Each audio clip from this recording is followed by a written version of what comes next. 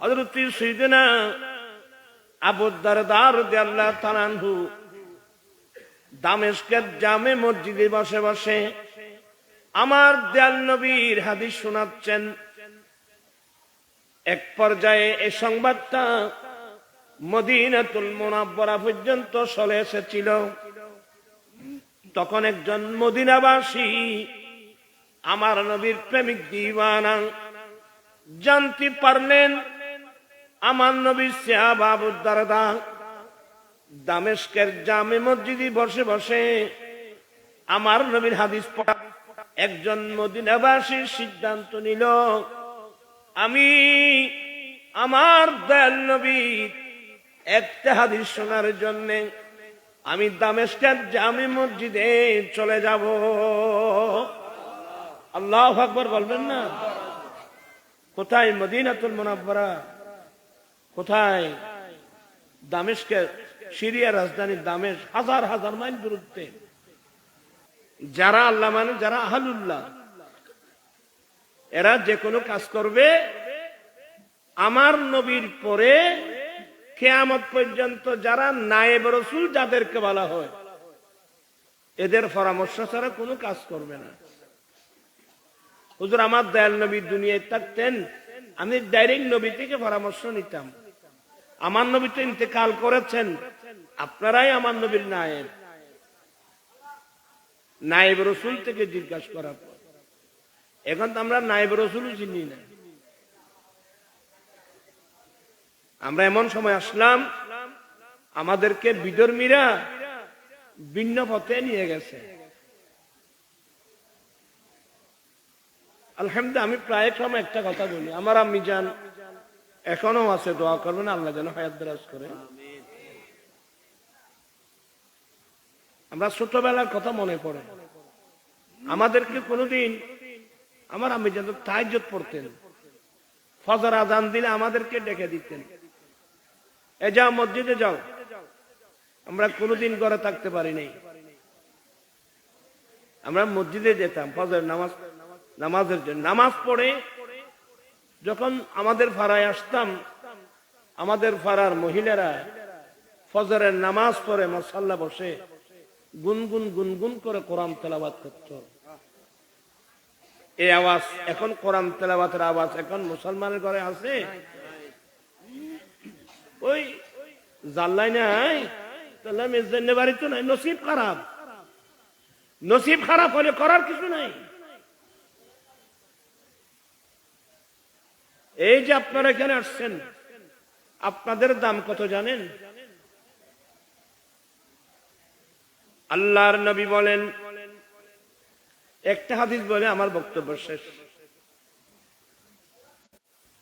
আমার নবীর সাহাবা ইকরামদের মধ্যে একজন সাহাবার নাম হযরত সাইয়েদনা আবু দারদা রাদিয়াল্লাহু তাআলা।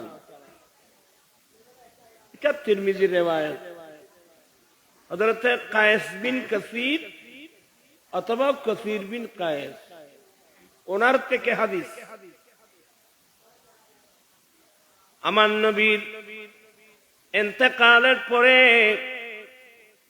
হযরত সাইয়েদনা আবু দারদা রাদিয়াল্লাহু তাআলা আনহু মদিনাতুল মুনাওয়ারা থেকে চলে গিয়েছিলেন সিরিয়ার রাজধানী দামেস্কের জামে মসজিদে।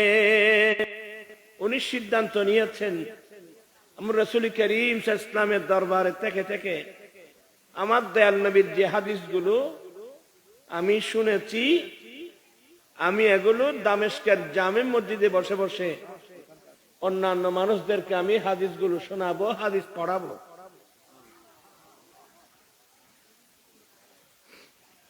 হযরত আবু দারদা রাদিয়াল্লাহু তাআলা আনহু দামেস্কের জামে মসজিদে আমার দয়াল নবীর হাদিস পড়াচ্ছেন। বর্তমান তো আধুনিক যুগ, আমি এখানে কথা বলছি, সারা ওয়ার্ল্ডে চলে যাচ্ছে। তখন তার সেই ব্যবস্থা ছিল না। মানুষ ধীরে ধীরে ধীরে ধীরে আস্তে আস্তে মসজিদের মধ্যে বেড়ে যাচ্ছে। আমার নবীর হাদিস পড়াচ্ছেন, আমার দয়াল নবী যিনি আমার জানের জান, যিনি আমার প্রাণের প্রাণ, আমার দয়াল নবীর একটি হাদিস শোনার জন্য আমি মসজিদে যাব। এখন তো নবীর প্রেমিক নাই, আমরা হলাম দুনিয়ার প্রেমিক, আছে খুব অল্প। আমার ভাইয়েরা, হযরত সাইয়েদনা আবু দারদা রাদিয়াল্লাহু তাআলা আনহু দামেস্কের জামে মসজিদে বসে বসে আমার দয়াল নবীর হাদিস শোনাচ্ছেন। এক পর্যায়ে এই সংবাদটা মদিনাতুল মুনাওয়ারা পর্যন্ত চলে এসেছিল।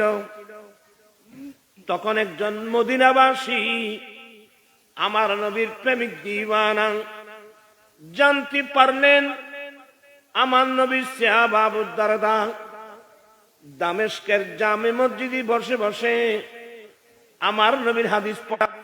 একজন মদিনাবাসীর সিদ্ধান্ত নিল, আমি আমার দয়াল নবীর একটা হাদিস শোনার জন্য আমি দামেস্কের জামে মসজিদে চলে যাব। আল্লাহু আকবার বলবেন না? কোথায়? মদিনাতুল মুনাওয়ারা। কোথায়? দামেস্কের, সিরিয়া রাজধানী দামেস্ক, হাজার হাজার মাইল দূরত্বে। তখন তিনি সিদ্ধান্ত নিলেন, আমি মদিনা শরীফ থেকে সুদূর দামেস্কে চলে যাব। আমার নবীর একজন প্রেমিক উম্মত মদিনা শরীফ থেকে অনেক কষ্ট করে দামেস্কের জামে মসজিদে চলে গেলেন। ঠিকই দেখতেছেন, যে সংবাদ শুনছে আমার নবীর সাহাবা আবু দারদা রাদিয়াল্লাহু তাআলা আনহু হাদিস পড়াচ্ছেন। ইনি কি সালাম দিলেন? সালাম দিয়ে বলেন, ইয়া আবু দারদা ইন্নী জিতুকা, হে আবু দারদা, আমি আপনার কাছে এসেছি আমার দয়াল নবীর শহর মদিনাতুল মুনাওয়ারা থেকে। আমি মদিনাবাসী, আমি সুদূর মদিনাতুল মুনাওয়ারা থেকে আপনার কাছে এসেছি লিহাদিসিন, একটি মাত্র হাদিস শোনার জন্য। বালাগানি আন্নাকা তুহাদ্দিসু মির রাসূলিল্লাহ সাল্লাল্লাহু আলাইহি ওয়াসাল্লাম, বিশ্বস্ত সূত্রে আমি জানতে পারলাম আপনি আমার দয়াল নবীর হাদিস পড়াচ্ছেন। এই কথা শুনে আমি শুধু দয়াল নবীর শহর মদিনাতুল মুনাওয়ারা থেকে আপনার কাছে এসেছি মাত্র একটি হাদিস শোনার জন্য। আল্লাহু আকবার! আমার দয়াল নবীর একটি হাদিস শোনার জন্য। যে যাকে ভালোবাসে তার কথাগুলো অন্তরের চেয়ে বেশি ভালোবাসে। আপনজনের কথা শোনার জন্য মানুষ জিন্দেগি কাটিয়ে ফেলে। আমার নবীর চেয়ে বড় আপনজন কে আছে? আমার নবীর চেয়ে বড় কোন আপনজন আছে? এগুলো কিয়ামতের মাঠে বুঝবেন, এখন বুঝবেন না। ভালো যদি বাসতে হয় নবীকে বাসো, ভালো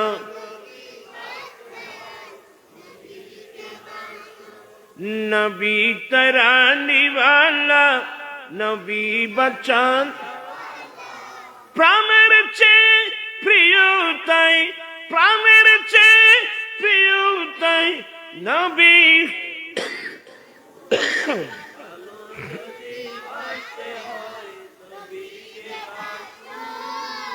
এ ভালোবাসার ফসল হলো কোথায়? মদিনাতুল মুনাওয়ারা। আর কোথায়? দামেস্ক। আমি আমার মাহবুব নবীর কালাম শুনবো। ওয়ামা জিতু লিহাজাতিন, এ আবু দারদা, আমি অন্য কোনো উদ্দেশ্য নিয়ে আসি নাই।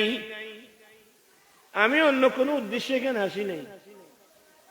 মনে করেন আজকে এখানে একটা মাহফিল হচ্ছে, অনেক মানুষ এলাকায় শাশুর বাড়িতে বেড়াতে আসছে, শুনলে এখানে মাহফিল হচ্ছে, এ সুবাদে মাহফিলে আসলো। একজন মানুষ ব্যবসায়ী কাজে আসলো, জানতে পারলে এখানে মাহফিল হচ্ছে, এই হিসেবে মাহফিলে আসলো।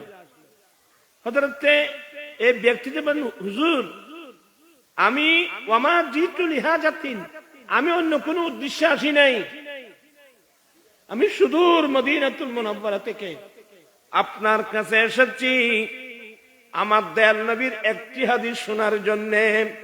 এটা বলে আমি মুনাজাত করে দিচ্ছি।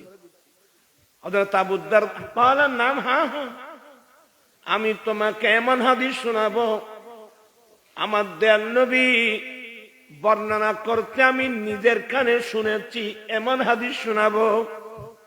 দোজানো হয়ে বসে গেলেন। চাই আপনারা সবাই দোজানো হয়ে বসেন।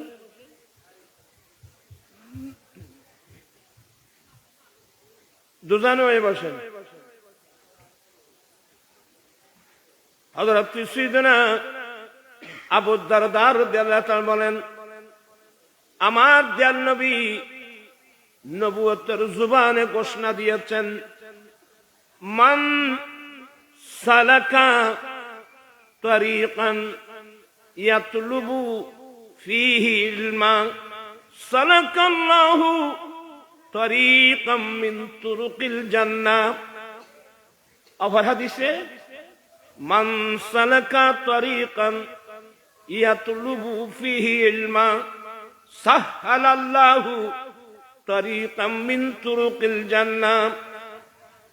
আমার দয়াল নবী বলছেন, যেই ব্যক্তি রাস্তা অতিক্রম করে যাবে, গাড়িতে করে পাইদলে, যে ব্যক্তি রাস্তা অতিক্রম করে যাবে দ্বীনের ইলম, ধর্মের ইলম অর্জন করার উদ্দেশ্যে, আমি আমার দয়াল নবীর একটা হাদিস শিখবো, আমি আল্লাহর কোরআনে পাকের আয়াত শিখবো, এক কথায় শরীয়তের মাসলা মাসাইল শিখবো, এই উদ্দেশ্যে যেই ব্যক্তি রাস্তা অতিক্রম করে যাবে রব্বুল আলামিন তাকে যেই কোন একটা রাস্তা দিয়ে চালাবেন। আল্লাহু আকবার। আজকে যারা আসছেন আপনারা জান্নাতের রাস্তা ধরে আসছেন বলেই আল্লাহর কালামের আলোচনা শুনছেন, নবীর হাদিসের আলোচনা শুনছেন। আমার নবী বলছেন, যারা দ্বীন শিকার জন্য, ধর্ম শিকার জন্য, কোরআন সুন্নাহ শিকার জন্য ঘর থেকে বেরিয়েছে, আল্লাহ তাকে জান্নাতের যে কোনো একটা রাস্তা দিয়ে চালাবেন। এক হাদিস। আবার হাদিস হলো, আল্লাহ তাকে জান্নাতের যেই কোনো একটা রাস্তা দিয়ে চলাটা আল্লাহ সহজ করে দেবেন। ও আমার ভাইয়েরা, জান্নাতের রাস্তার নাম সিরাতে মুস্তাকিম। জান্নাতের রাস্তার নাম সিরাতে মুস্তাকিম। আমার ভাইয়েরা, নাম সিরাতে মুস্তাকিম, এটা একটা কঠিন পথ, এটা একটা পিচ্ছিল পথ। এই রাস্তা দিয়ে চলতে গিয়ে হাজার হাজার সাহাবায়ে কেরাম নিজের প্রাণ দিতে হয়েছে। এটা কঠিন রাস্তা, এটা প্রেমের রাস্তা, এটা কঠিন রাস্তা। এই রাস্তা দিয়ে চলতে গিয়ে মানুষ তাদের জীবনের জায়গার সম্পদ দিয়েছেন। শুধু তাই না, যুদ্ধের ময়দানে গিয়ে তাদের জীবনটা পর্যন্ত দিয়ে ফেলছেন। তো কিভাবে দিলেন? আমার দয়াল নবী বলেন, যেই ব্যক্তি দ্বীন শিক্ষার জন্য রাস্তা অতিক্রম করে যাবে, আল্লাহ তাদের জন্য যেই কোনো একটা জান্নাতের রাস্তা দিয়ে চলা আল্লাহ সহজ করে দেবেন। জান্নাতের রাস্তা দিয়ে চলা কঠিন। যেমন বর্তমান অধিকাংশ মানুষ সুদ খায়, সুদ দেয়, তাহলে সুদ ছাড়া চলাটা তার জন্য কষ্ট। সে সুদ ছাড়া চলতে পারে না, তাহলে তার জন্য দিন মেনে চলা কষ্ট। মহিলাদের জন্য পর্দা করা ফরজ, অনেক মেয়েদের জন্য পর্দা করা কঠিন। আর অনেক মহিলাদের জন্য পর্দা করা সহজ। আল্লাহ যার জন্য জান্নাতের রাস্তা আসান করে দেবে, তার জন্য দিন মেনে চলা একেবারে সহজ। আপনাদের দাম কত? আমার দয়াল নবী বলেন, ওয়া ইন্নাল মালাইকাতা লাতাদাউ আজনিহাতাহা রাদান লিতালিবিল ইলমি।